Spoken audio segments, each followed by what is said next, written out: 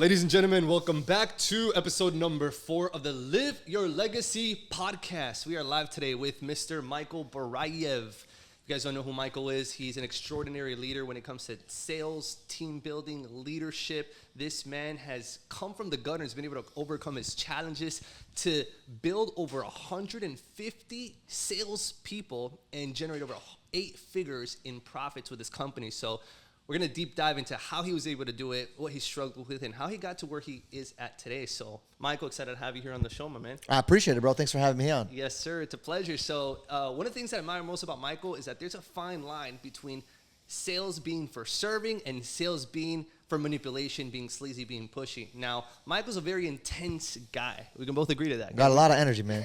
I'm excited about life. Very passionate, very intense. And I'm like, man, is this guy just trying to shove products and services and things down my throat? But he truly cares and has a giving heart, and he always wants the best for people. So that's why he's on the stage right now, because not only is he exceptional at sales, but he does it with the customer's best interest. So why don't we start off with talking about, like, what is sales, Michael, and what got you into sales? I started in sales at a very young age. I was always selling something. Like, a lot of kids, they want to sell, candy in school, or, I was selling people on, when it snowed in Europe. That's where I'm originally from. So we used to go outside and I used to knock on doors and say, hey, I'm going to, shovel the snow. And I would get like $100 and I would hire my brothers, I would hire my neighbors, and they started working together. So I always had this entrepreneurial spirit to always be in sales. But my first real sales gig really kicked in when I was 17 years old. I would say 18. I started working in Diamond District in 47th Street between 5th and 6th Avenue, and I hated it. But that was the only job that I could actually get because nobody wanted to hire me at that age, right? Wow. So for me, it was very I just had to wake up in the morning, show up to the 47th Street, and in the streets of just looking for customers. They used to call me a hawk. So that was my title of my job. I was a hawk. I used to look for customers that used to, either want to sell their gold, sell their jewelry, sell their diamonds, buy something. So I would get them, bring them into a store, and that's how I kind of started my sales career. Wow. So it was unexpected. It kind of just fell in your lap. Everything in my life, I never really had, except maybe 1 or 2 offers in my life, like later on. But in the early stages of my life, I really never really had an offer to work. Like, it was so hard for me to get a regular job. Like, I remember Burger King, McDonald's, Nike, Reebok. All these different stores, all the malls, they wouldn't hire me. They just didn't think that I would be a good fit for their culture, for their company, or whatever. So I just kind of had to figure it out. I really didn't have that many offers laying around the table. And school was, I went to school for a little bit, but, growing up having, 8 schools kick me out and expel me, I wasn't the kid that you wanted to say, you know what, that's the guy I want to hire, Yeah. Wow, man, it's phenomenal how far you've been able to come since facing all that adversity in your childhood and traumas and the things that you had to overcome.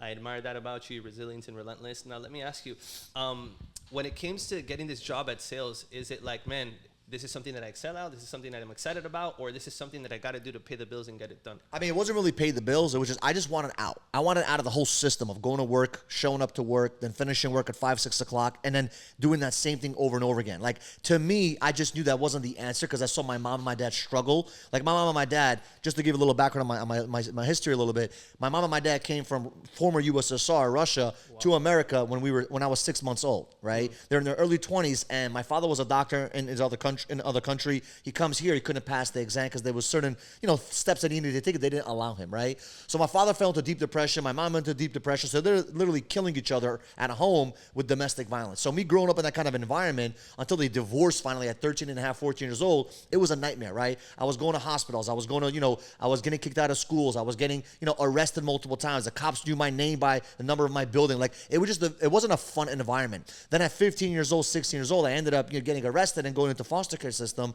because they said, hey, your mom is not a good fit to manage you as a son at home. So they took us away. They put us in the foster care system. That was a very excruciating time in my life. It was a very challenging, I would say lifestyle, so to say. Like, it was just not a good life. From 0 to 19, I always say that my life was chaos. Wow. Chaos, drama, police, chaos, trauma. So what ended up happening at 19 when I met a mentor in my life, it literally changed my whole life because without that mentor saying, hey, you don't have to be the victim, you could be the victor, without having that mindset instilled into my brain, nothing was going to change. So instead of me being the person that complained about my life and saying, you know what, it's up, it's my school's fault, it's the doctor's fault, it's this fault, my parents, you don't understand, all this bullshit, I had to take full responsibility. Yes, so you know what, yes, it's time to change your life. And for anyone that's watching this video, if you are going through a tough time, whether you're 30 years old or 50 years old or even 15, it doesn't matter. You have to sit down and say, okay, why am I in this situation? I chose for this to happen, whether it's your conscious mind or your subconscious mind, but I attracted this into my life. Now, you might say, Michael, how can you attract your mom and your dad, when you're a young kid to go through domestic violence? I have no idea, but it happened.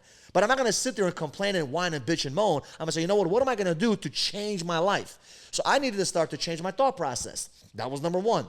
My thought process was shit. So my mentors had to take a lot of time to dig out all the bullshit mindsets and say, hey, think like this, then speak like this, then act like that. And as I started to do that, my habits started to change. And I always say this to everyone. You tell me, I don't need to know how you think, how you talk. I don't need none of that. Tell me tell me your top 5 habits that you have right now that you've been doing for the past, I would say 5 months, 6 months, 12 months, 18 months. That's who you're going to be in the next 5 years. Tell me your habits. I'll tell you who you are. It's very important because most people, they don't have the right habits. And they wonder why 5 years goes by and their life is completely the same. Right? Nothing changes because their habits don't change, right? So I needed to start working on the inner side of Michael Barayev, work on my thought process, work on my speech pattern, work on my actions in order to turn my habits into the habits that they need to become successful, quote unquote. Absolutely, man. That's spot on. That's why you're so good at leading and training people, because you had to build yourself from the ground up, from scratch. You literally had to change your whole entire life by changing almost every single thing that was wrong with you. You said, I'm not going to stick to this. I'm not going to be a victim. I'm not going to cry, bitch, moan, but I'm going to take ownership and responsibility to make a name for myself. So you'd consider yourself the black sheep of your family. I'm the black sheep of the world. That's how I look at it, right? Yeah. The black sheep of the world. Every single person is unique. Every single person is different. And what I've realized in the past decade of changing myself, reading books, and, I listen to, 40, 50, 60 books a year, right? I read, listen, I put a lot of content through my head on a daily basis, an hour or two of content every single day. And for me, what I've realized is that everybody's trying to be like somebody else. They're trying to be like whatever that person may be, whether it's Elon Musk, whether it's your Patrick David, whether it's Grant Cardone, whether it's whoever you respect and admire. What they don't realize is they're not trying to be like themselves. They're not trying to be the best version of themselves. I don't want to be like anybody. I was chasing that vision to get the respect of the people that I respected, and that was a false vision to chase. I needed to learn how to become the best 2.0 version of Michael Barayev, right? So when Michael Barayev is 80 years old, that's the version that I'm chasing, because I don't want that 80-year-old version to say, you know what? Who the hell are you? I want him to say, wow, you, the 80-year-old version, and the newer version that's becoming Michael Barayev can sit down together and say, wow, you guys are twins, right? Because if I'm going to be a different, I know my perfect version, 80 years old, 90 years old, who knows when I'm going to die. But if that person does not relate with the person that I'm becoming, then that's a scary place for me. Congruency is key. Knowing who you want to become, who you need to become to get what you want to have, and then just working every single day towards becoming that person. Habits, decisions, choices, who you surround yourself with. So many different factors that we need to take into consideration to obtain that level of success. And the social pressures that people have because of Instagram, TikTok, YouTube, all these different social pressures make people go crazy. Like they have to have a nice car. You want to hear something crazy? I don't have a nice car because I don't really go anywhere. Yeah. I have a truck that I have for my fiance, but I don't have a car. Yeah. Now, I could get a Lamborghini tomorrow. I can get a Ferrari. I can get any of those cars. Now, I was about to I was like, why am I getting this car in the first place? I was going to get it 2 years ago, 3 years ago. Like, why didn't I get it? Because I was like, wait a minute, I'm going to spend 250 grand for who? For what? Just to show the world that I did it. In reality, I was like, who the fuck am I trying to prove this for? I needed to prove it to myself. When I was 19, the reason why I wanted that green Lamborghini was not for me, technically. It was to say to the guy that laughed at me on my phone, who was my best friend at the time, he laughed at me saying that I would never get it. So to me, I was like, my whole life was proving everyone wrong. And I was like, that's a sick way of living. You're living your life to prove others wrong. Nothing wrong with that. That's what drives me. That's what drives people. I get it. But someday you have to say, you know what? I don't need to be driven by the negativity or the doubts of everyone else, right? I don't need that drive. I have to find a different drive that's healthier. Because if I'm going to sit there and try to prove everyone wrong all the time, I'm living a life, first of all, they don't care about me. Second of all, they're not thinking of me. I'm thinking about them. So I'm making their life and them more important than my life. Yes. And that's a crazy place to live. So I had to change it in the past couple of years. Where I'm like, you know what? I'm not going to live the life just because, like someone right now will look at me in the street, they would not know how much money I have. And that's okay. I'm comfortable with that. I don't need that image of myself to be implanted in their head. I need to know that me, Michael Barayev, is becoming a 2.0 version for himself and for his family. And I'm accomplishing the goals that I truly want to accomplish, the dreams that I truly want to accomplish. And I think a lot of people, because of social media and a lot of this TikTok stuff, it's making people weaker mentally. It's making them chase this false facade of success, in my opinion. Absolutely. And let me ask you a question. Why not fall into drugs, alcohol, into some of the criminal activities that most people get into? Why not, live that life? For me, at that time when I was younger, I always wanted to, like I said, I wanted to prove everyone wrong. So everyone expected that of me. They expected me to be in drugs. They expected me to be doing stupid shit. They expected that lifestyle from me, right? So because they expected that, I guess because of my internal, I'm going to prove them wrong. I'm going to show you that I'm not going to do drugs. I'm going to show you that I'm going to be different. So for me, I never smoked weed. The reason why I never smoked weed was not because I thought it was going to kill me or it's bad for my health. I only did it for one main denominator. I don't want to be like everybody else. I want to be different. So when you have that mentality, when somebody meets you in the street, like, you smoke, you don't smoke? No. Oh, wow. You don't drink? Oh, wow. You don't do drugs? To them, it's like, why? How come? You're so different. That to me is a spark. That to me is proving to me, it's a reflection of me saying I'm getting closer to the 2.0 version of myself. And because I did it for such a long time, eventually I was like, well, thank God I'm not doing drugs. Thank God I wasn't doing, drinking alcohol. Nothing wrong with those things, by the way. You want to do drugs, that's your prerogative. That's God bless you. I mean, if you want to ruin your life doing drugs and doing what the world deems to be cool because they're skipping a reality, that's okay. On purpose, that's a choice that they're making. At the your end of choice, the day. your life. You gotta move I make forward. my choices and I have my life, and I want to live my life a little bit differently. So my life is a little bit different than the average quote unquote person out there. Yeah. So I wanted to live a little bit of a different life and be considered the black sheep of the world.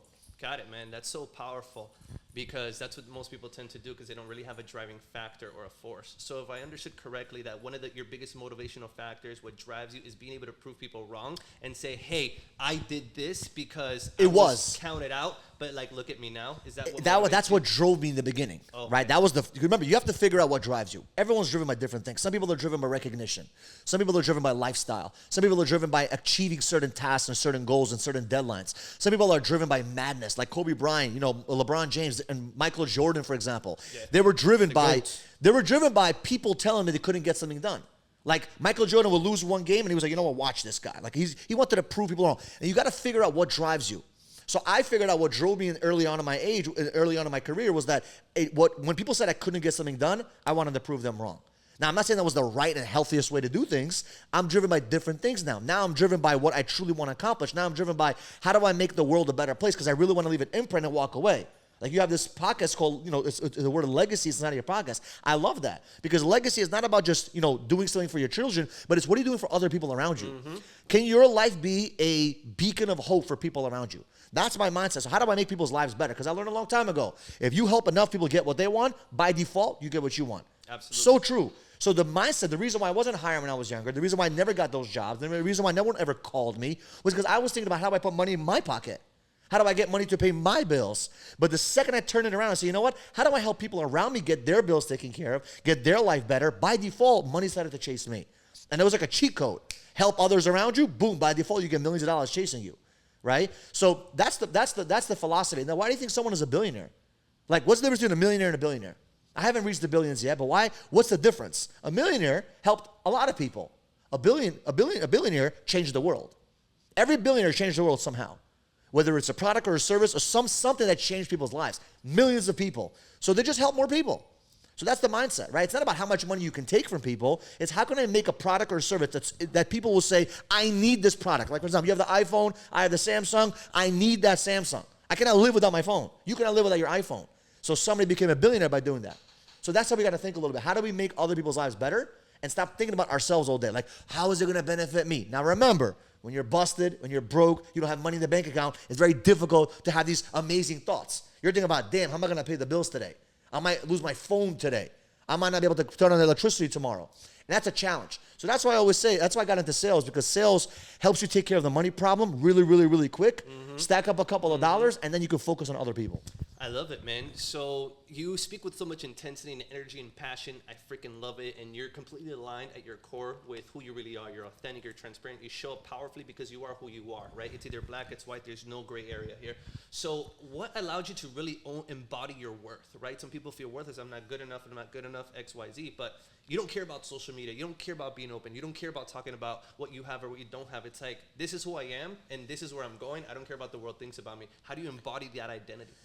You have to first accept who you are. Like, the first thing I had to do was I had to accept that Michael Barayev is Michael Barayev. Michael Barayev is not X, Y, and Z. So everyone's trying to be like somebody else. Everyone's trying to emulate and copy and do all these different things. And I learned a long time ago, if I try to copy the gurus out there. What's going to end up happening is I'm going to disappoint myself on a daily basis. I'm never going to be as fast as them. I'm never going to be as good as them.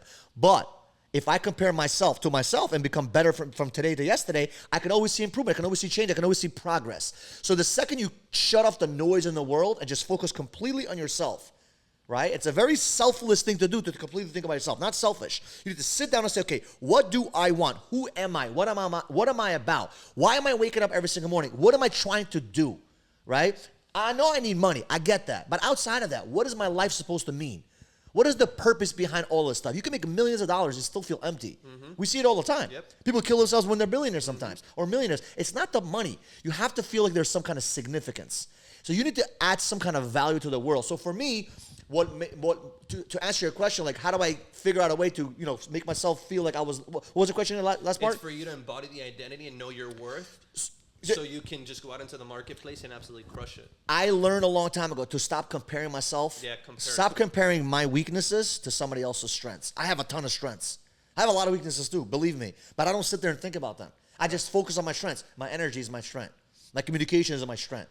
My skill in sales is strength. My skills in building a sales team, being an entrepreneur, I've built those skill sets. You know what I suck at? A lot of things. I don't sit in there, how do I fix it? I don't focus on my weaknesses at all. You hire people to do your weaknesses. I hire them, or I put people around me that are better than me. Yeah. Like if you look at all my partners, all my guys on my team, they're all much, much better than me in a lot of things.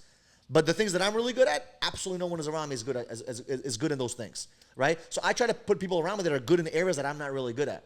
So for me personally, how do you become authentic with yourself? Is stop bullshitting your fucking self. Stop bullshitting, accepting yourself. Don't compare yourself to other people. I tell you this, I guarantee you most people are afraid to share how much money they have in their bank account. Most people are afraid to even talk about how much money they make. Most people are afraid about what kind of mistakes they made in the past year. I made a video a couple weeks ago about the mistakes that I made in the past 3 years, my top biggest mistakes.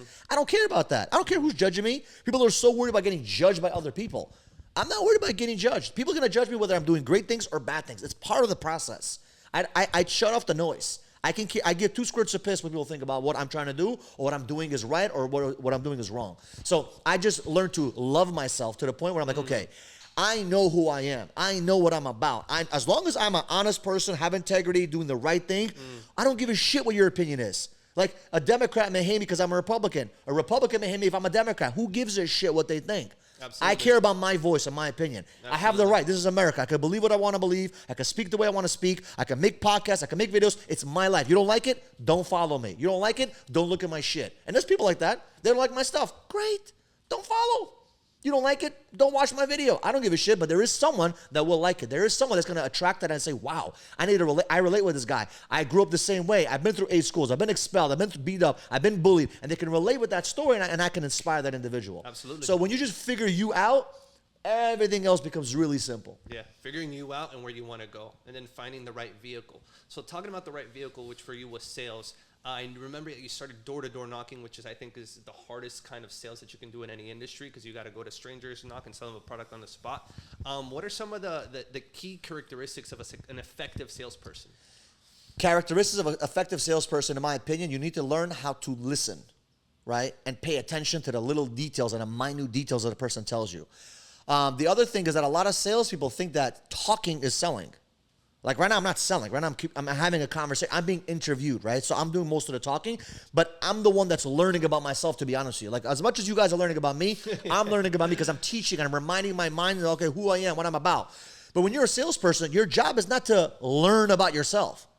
Your job is to learn about the other person. Your job is to figure out where is this person at and where are they trying to go. So where are you at and where are you trying to go? And what are the obstacles stopping you from getting to where you want to go? And my job is to help you figure that path, not by yourself, but together we're going to figure out that path. And it's not for me to shove shit down your throat. That's the problem salespeople make. They're trying to show how their product and their service is going to change their life. It's going to help them. Wrong way of doing business. I learned this a while back. There's 3 ways to sell. Okay, number 1 is to tell someone your product and service is amazing. Number 2 is to tell them a story about how your product and service is amazing so they can relate with that story. Or number 3, you can ask them questions for them to figure out that your product is amazing.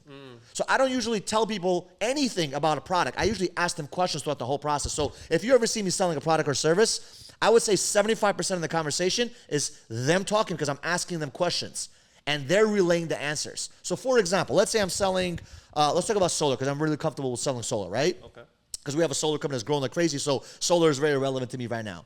So when a customer is without solar, they're usually paying the utility company $100, $200, $300 a month. Okay. Now, if I can, there's 3 ways to do it. I can tell the customer, hey, FPL, the utility company, is raping you. They're stealing money from you. The prices are going to go up. Or I can tell them a story of how energy is created, how the future is going to be, much worse. The energy rates are going to go up. The government is putting all these incentives to help you go solar. Or number 3, I can ask them, hey, let me ask you a quick question. How long have you been with FPL? How long have you been with the utility company? And they say 10 years. Let me ask you a question. For the past 10 years, have you seen the bills go up? Have you seen the bills go down, stay the same, or go up?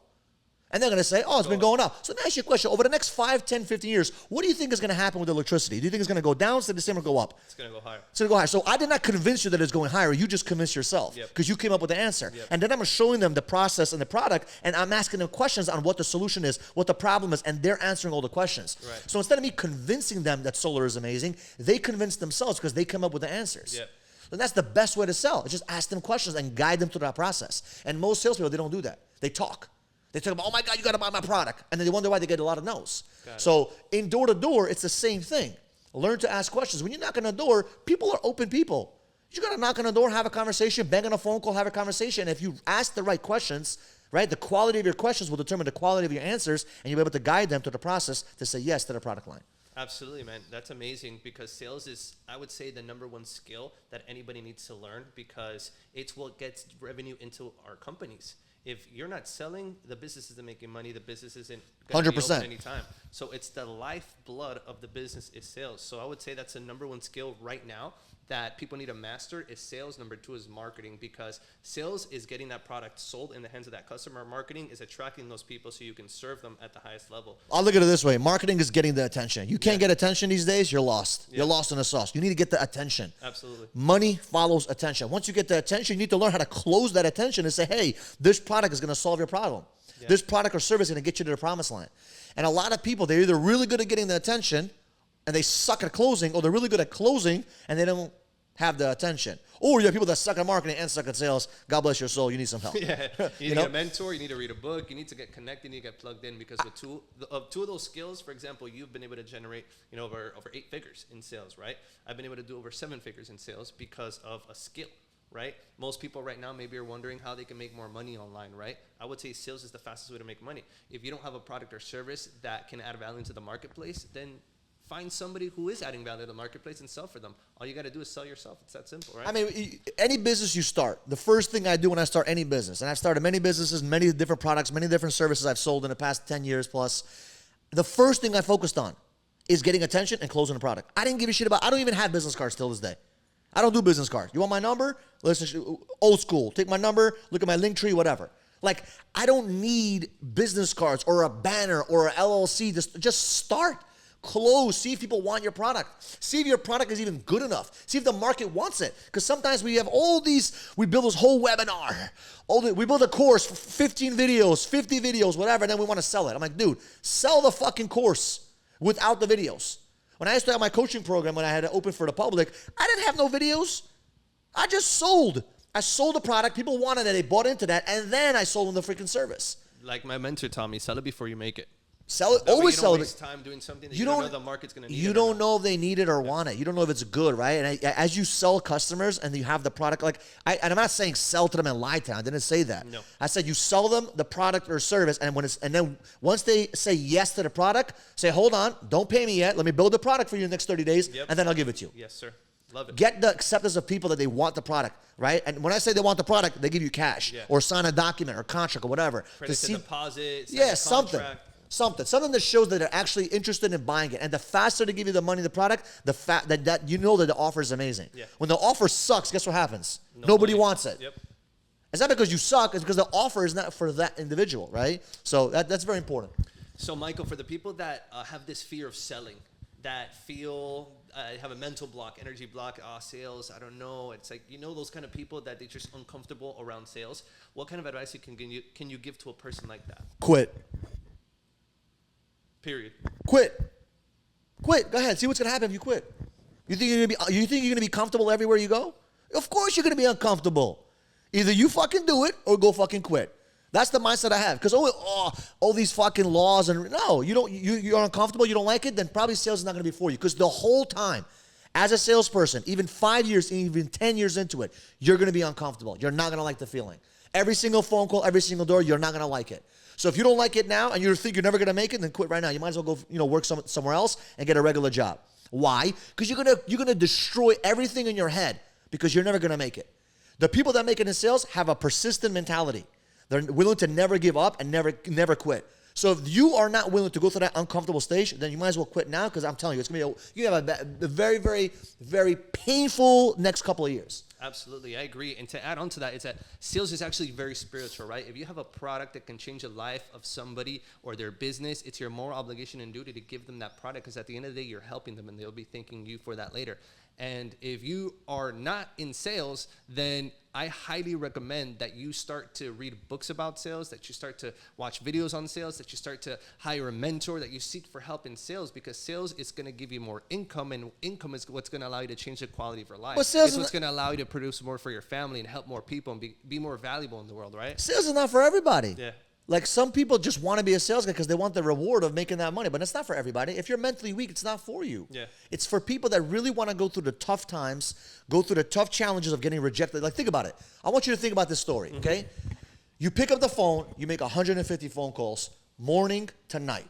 Monday, Tuesday, Wednesday, Thursday, Friday. Or you knock on doors from 9 in the morning till 9 at night, let's say as an example, or from 10 in the afternoon or 1 in the afternoon till 9 at night, you're knocking on doors, 100, 200, 200, 300 doors, okay?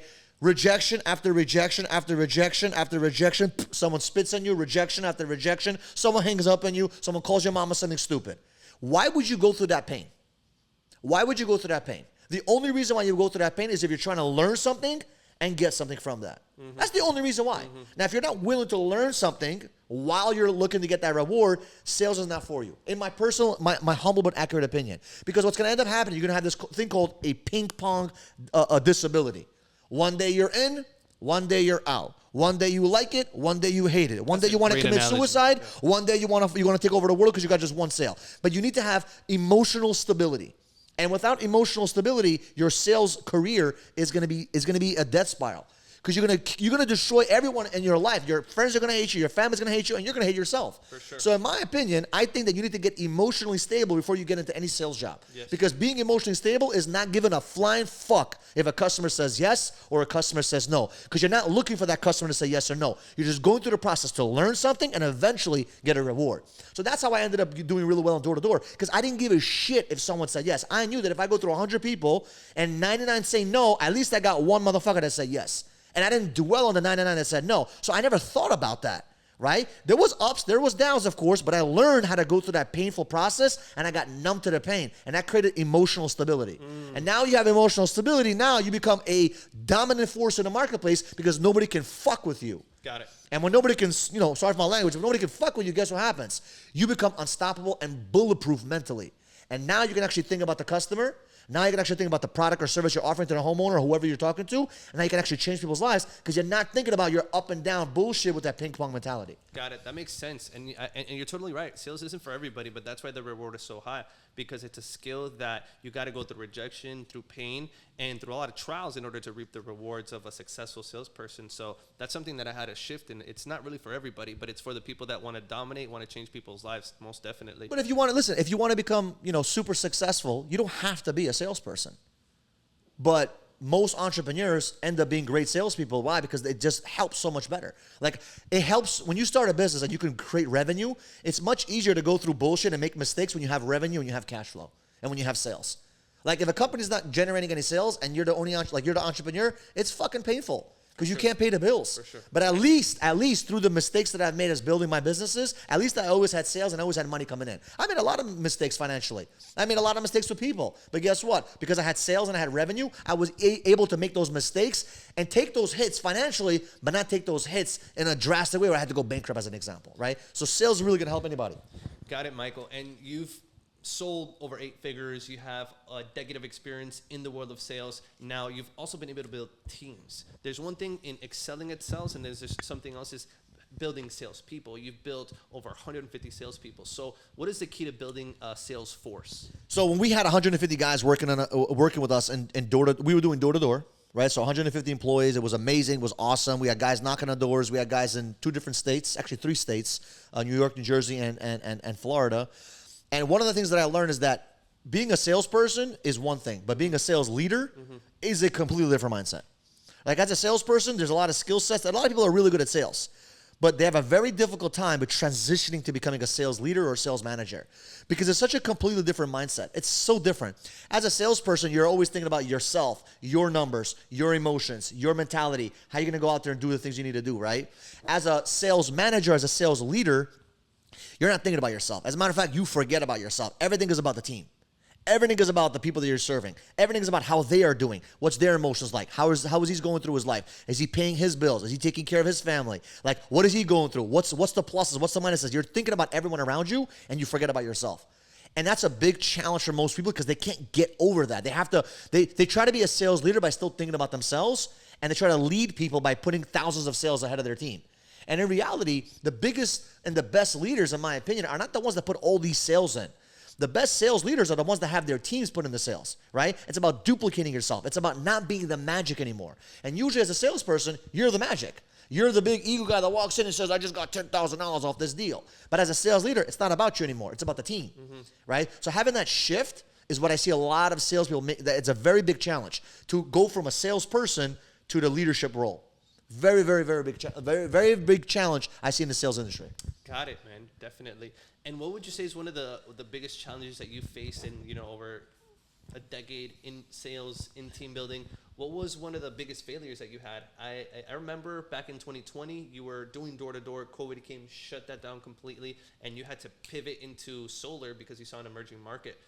Would you consider that to be one of your biggest failures, or do you have something else you want to share with us? Like, what were some of my biggest failures you want to? Yeah, like biggest failure. My biggest failure was myself, getting in the way of myself, right? Dealing with people the wrong way in the past 10 years. Like, I've lost so many teams, built so many teams, right? Because I let myself, because of my traumas, affect the relationships that I had with certain people. Usually the biggest failures are not financial failures or business failures. It's usually your failures. Right? Making bad choices by dealing with certain people, allowing certain people into my life that I should have never allowed. All these are failures, a part of life. But the biggest failure was myself, not learning how to cope with my own emotions, not learning how to deal with myself, right? Once I started to, at 2020, when I had that whole year, I had my call center. I was sitting home most of the time thinking, how am I going to get myself to the next level? I am stopping myself from getting to the next level. It has nothing to do with business and products and services. Like, if someone else has the same product and service and they're doing, let's say, 100 million, and I'm not, there's something wrong with me. Something I'm not doing right. Maybe I'm not pivoting right? And maybe I'm not, doing something I'm supposed to be doing, right? Or I'm doing something I shouldn't be doing, right? So I'm always self-aware and evaluating myself. How can I become a better me? How can I become a better person? So one of the things that I had to learn is to change my anger and channel it towards something more positive. Right? Learning to just let go of certain things. Learning how to build, leaders without that ego. Right? My ego was so big in 2017, 18, 19. And in 2021, 2022, 2023, I shifted that. I'm putting my ego to the side. There's still ego shit. There's still anger. But those are the 2 things that I say kind of destroyed a lot of the things I've been building in my entire life is anger and ego. Wow, that's deep. Well, thank you for sharing that, man. I think it's very important as a leader to just be an example. And I know that you have now 2 offices here in Brickell, is that correct? No, 1 office here, one in Hollywood. One in Hollywood, and you've been expanding exponentially, so that means you're doing a great job with your team. You've learned from your failures, from your mistakes, and you've been able to pick yourself up, get surrounded by the right mentors and right people to get you to the next level. So that will bring me to the next question. Is there somebody that you really aspire to be like, that has influenced you in a positive way, a mentor that you've had that played a pivotal role? Who's somebody that you look up to or you have worked with that has really taken you to that level? I mean, I've had a lot of mentors. I've had a lot of ghost mentors. I had a lot of mentors in New York. I had one mentor at 19. I won't say his name, but he changed my life in a positive way, right? And he basically took me from nobody and built me into who I needed to be to start believing in myself a little bit. I had another mentor in Virginia who was a very successful, a multi-level marketing guy, right? Millions and millions of dollars he was making a month, and he basically took me under his wing when he didn't have to teach me some of the basics that I needed to learn. And I learned a lot of nuances from him, right? I've had a lot of mentors, and mentorship is extremely important. Right now, I'm not really in counsel with someone physically, because what happens is sometimes you outgrow your mentors, right? You start making, better choices than some of your mentors. So right now I'm seeking a mentor. I'm looking for someone that I can kind of say, you know what, this is the person I want to do business with. This is the person I want to learn from. But I learned a lot from my ghost mentors. I learned a long time. You don't need a physical mentor to sit by you all day, every day. Yeah. All you need is proximity, right? Whether it's through audios, through videos, through books. Because I think a lot of people watching this podcast may say, well, nobody wants to mentor me. I don't have money to be mentored. That's fine. You don't need a mentor to help you. Yeah. It's important to have a mentor, but you can have a ghost mentor. Yeah. Go study audio, podcast. Yeah, go to events. Go spend time. Proximity, I think, is what's needed, because when you start hanging out other people that are doing something that you want to do, it kind of makes you feel uncomfortable. That uncomfortable feeling says, you know what? You need to go create action. Yeah. Because by you staying home, trying to motivate yourself, it's not going to work. Yep. You need outside forces to remind you how you're fucking not doing your shit. Wake up. Go fucking perform. Go create action. When you watch a video, like, oh, shit, I made a mistake. I should have did this. I should have did that. When you read a book, you learn a lot about yourself. So there's a lot of personal development that needs to kick in. And I think everyone nowadays is doing personal development. Yeah. They're doing it. One book a year. That's not personal development. I'm sorry. Yeah. One YouTube video you watch for 6 months straight. That's not personal development. Yeah. Personal development is a intentional daily habit. It's intentional. You wake up, you have a habit of listening to a YouTube video, going through a course, listening to an audiobook, having a certain target of how many books you want to listen to by the end of the year, how many books you want to read by the end of the year. Like, I calculate how many books I read a month. Yeah. You have to do that. We're going to step into that. Before we do, I want to talk about how do you create culture, right? Because you have very high standards of excellence and in the way that you operate. So how do you create that kind of culture that keeps people motivated all the time? You live it. Live it. The way that I communicate on the podcast is the way that I live behind the camera, is the way I live at home, is the way I live in my office. Yeah, it's so true. I don't change. You are who you are wherever you go. It could be 12 p.m. at night, 4 in the morning. You are who you are at this intensity. I'm me. And a lot of people are trying to fake it. I see it all the time with their videos. They start changing their voice. I'm like, dude, what the fuck? Why are you trying to portray yourself to someone? Like, whoa, I don't get it. Yeah. So when I do my stories on my Instagram, when I'm in the office meeting, I mean, Matthew, you see me all the time. I'm the same motherfucker all the time. Yeah. In the streets, I'm the same. At home, I'm the same. Yeah, I can be a little bit tired. I can be a little hungry. That's a normal human being. But I'm me. Yeah. I don't need to, like, impress anybody. I'm already impressionable. The way I am, the way you are is already impressionable. Why do you need to change? Yeah. For what? Yeah. And if you're trying to change that voice, right, as an example, then maybe that's a sign. You're not excited about who you are, and you need to work into becoming that person that is excited on a daily basis. Yes, sir. Yes, sir. Yes, sir. So for me personally, just be the same motherfucker you are 24/7 and live it. Yes, that's how you create a culture. That way you don't have to pretend to be someone you're not. You are who you are. My guys, listen, the culture that we have in our office is the culture that, like, it's something you live by. It's not something you talk about. You don't walk into my office and talk about the culture. You listen, you pay attention, you feel it. Yeah. You're in the office all the time.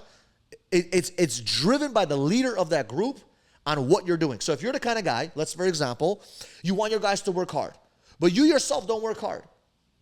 You're in, you're out, you're traveling, you do this, you that. What's going to happen? You're talking about work ethic, but you're not showing that. Mm-hmm. I'll give you an example. When I went to India in February, okay, I travel a lot. I've earned the right to travel a lot. So for 10 fucking years, I didn't travel. But I was like, you know what? I want to hit 100 countries. So I've earned the right. And my team always was like, go, go, go, go, go. Because my work really requires me to be on my phone and my computer, right? So when I went to travel to India with one of my guys, I'm sitting, he's sleeping, right? Because the hours are different. It's 11, 12-hour difference, whatever it was. I'm sitting in the bathroom on my computer for 8 hours working. Because I'm just driven by work. I love it. I enjoy it. And people found out about that. Like, Michael was working in the bathroom, and they were shocked by that, right? Like, why are you working on vacation? And to me, honestly, I'd say this very simply. Me personally, if my guys are working, I need to be working harder than them. Mm-hmm. If my guys are hustling, I need to show them that I'm out improving, I'm out learning, I'm out strategizing, I'm outlasting everybody. Because I cannot be the guy that sits back like this, hoping that everyone does their job. And you might say, Michael, but you're CEO, you shouldn't be doing that kind of work. It's okay. There's always fucking work to do. I'll fucking sweep the floors if I have to. I'm not saying that's the main priority for me, but if I need to for 5-10 minutes, I'll throw out the garbage. I don't give a shit. Yeah. I'm focused on a bigger picture, but damn, I'm not afraid to get dirty. I'm not afraid to do the work. Yeah. And a lot of people, I think, they want to portray the culture by talking about it. Mm-hmm. We are integrity. Okay, when was the last time you did something that was full of integrity? Yeah. Having integrity is easy when things are going good. Show me a time when things are like challenging. Like, for example, you have $1 million, deal you got to make, and you know it's not a right deal. What would you tell the team? Yeah. Do it or don't do it? Don't do it. Some people say, nobody will know. Yeah. No, you motherfucker, you know. Yeah, that's integrity, doing the right thing when nobody's watching. When it's fucking tough. Doing it when it's tough. And I've said no to a lot of things. I've said yeses to a lot of things. Why? Because it fit the culture. So when you know exactly what you want your culture to be, you live it. And your culture, remember, what you tolerate is your culture. I love it. I love it. I love it. I love it. So that brings me to my next question. So what are the habits that you implement on a daily basis, right? What time do you wake up? What's your routine? What are the mantras? Like, how do you live your lifestyle to perform at a high level and run this company? They change all the time. So I used to have 9 habits, then I had 10, then I had 8. So you always change it up. You don't have to have this. What I think, this is the thing that I think fucks people up. You gotta wake up at 7 in the morning, or fucking people waking up now at 2:45. I heard a podcast the guy wakes up at 2:45 in the morning. I'm like, okay, that's awesome. That's not me. I'm sorry. I don't like waking up early. I did it for a year or two because Sarah said you can't do it. Yeah. I don't know if I told you that. Prove it wrong. Boom. What? I said you went to prove it wrong. I went to prove it wrong for a year because I'm driven like by that crazy. And I was like, you know what? I'm going to show you, right? For a whole year and a half, I'm waking up at 5:30 in the morning. Then I went, you know, I'm done with this shit because I'm not an early bird kind of guy. So lately I've been waking up at 7, 7:30, 8. I kind of wake up when my body tells me to wake up, right? I go to bed between 10 and 11. And when I wake up, and then I really start doing some of those habits that I believe that I need to do. And I change them every couple of months, every couple of years. And I don't like it when people have it. You have to do this. You have to meditate. No, make up those rules for yourself. What I think is important, and I can give them to you if you want, but it doesn't mean shit. I think if you say you're going to go to the gym 5 days a week, and you're going to say you're going to meditate, or if you say you're going to read your book for 15 minutes, whatever you make a promise to yourself about, better fucking do it. That's what needs to get done. It's not what these habits are. If you look at all the habits, everyone has different habits they have in the morning. Some billionaires love waking up early. Some billionaires love waking up late. Some of them are night owls. It all depends. It has nothing to do with those habits. What it does, what you need to focus on is the promises that you're making to yourself. Oof, so deep. So if you keep the promises you make with yourself on a daily basis, whatever that promise is, you will feel confident. You will feel much better. You're going to get closer to your goal because you're going to feel different. You're like, damn, I'm doing the right thing to get closer to my dream. Yes, it's not the actual fucking habit. Yeah. Right? Now, are there some good habits you should implement? Yeah, of course. You know, go to the gym, take care of your body, blah, blah, blah. But there's no specific routine that's going to guarantee you success. It's you making the promise and completing that promise to yourself. Nobody knows. You know. You look in the mirror, you say, yes, I love you, Michael. Thank God today we did it. Thank God today we did it. We did it. We did it. We did it. Add those up. Boom. You're a fucking monster. You're bulletproof, what I call. You're mentally bulletproof because nobody can fuck with you. Powerful. Powerful. Powerful. If there's one thing that I can say is that, man, you've been exceptional.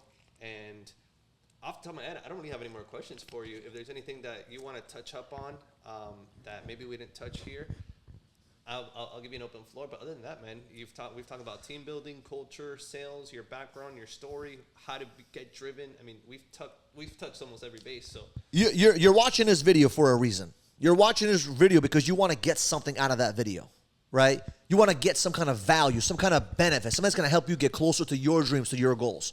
And the answer is very simple. You have the answers. Stop searching every freaking video, every single audiobook. You should improve yourself, grow yourself, get more knowledge. But at the end of the day, you have what it takes. All you got to do is just execute on what you know you needed to do. I'll give you guys an example. I knew for a very long time when I started this business, the solar company, I told the team, I'm not going to knock on doors. I'm going to focus on building a virtual team. It took me 2 years to start that. Well, I'm lying. It took me about a couple of months to start it, but I kind of stopped. Why? Because I didn't have the right wingman to kind of build it out with me. And then a couple of months ago, I was like, why am I waiting for a wingman? I just got to go fucking do it. I've been talking about this for a while. I knew I had the answer. I just didn't execute fast enough. I knew. What was I fucking waiting for? I should have just done it. And 2 weeks ago, we just started doing our virtual team. We got 4 guys. We're crushing it, right? All because I just executed. I said, enough is fucking enough. And I realized the challenge is this. It's not that we don't know what we need to do. It's that a lot of times we don't have the fucking courage to do what we need to do. That's all we need is having the courage to just fucking do it. And the worst that can happen, you fuck up. The worst that can happen is you fail. The worst that can happen, it didn't work out. And it's okay. But I'd rather have the courage, right? Because what I really want to gain is the courage to make the action. That's the biggest thing that I want. And I learned a long time ago. I made a courage move and lost 600 grand with that shit. Right? It's okay. I lost 600 grand. That was a lot of fucking money at the time. It's still a lot of fucking money. But I made the fucking move, and I'm not even upset about losing the 600 grand. You know why? Because I made a courageous step. Yep. Because 6 years before that, I would have never made that courageous step. So for me, what I'm learning now, what I'm building on myself for now, is building that courage. building our courage. I don't think sales is about making the right decisions. I don't think about being an entrepreneur is about making the right choices. I think it's about having bigger balls and making the actions, taking the necessary steps with the courageous mindset. And I guarantee you, once you have more courage, ball games. With that attitude, you can lose it all and then make it all again, right? You can't just be, but obviously if you have a lot of knowledge, right? That's why you educate yourself, you improve all this stuff. When you have all that information, you can make the right moves with the right courage, right? You're not just aimlessly throwing money everywhere or aimlessly making dumb decisions, right? You have to have the courage to do what you know you need to do. You know what you need to do. You know. We all do. Just go fucking do it. Period, man. Well, Michael, I appreciate you being on the podcast today. You've dropped some bombs and you've showed up courageously, powerfully, and I'm so glad that we were able to bring some fire for the people on here, man. So fire! So thankful for you, man, and what's to come with your team and your business, man. Thank you for being on the show today. Likewise.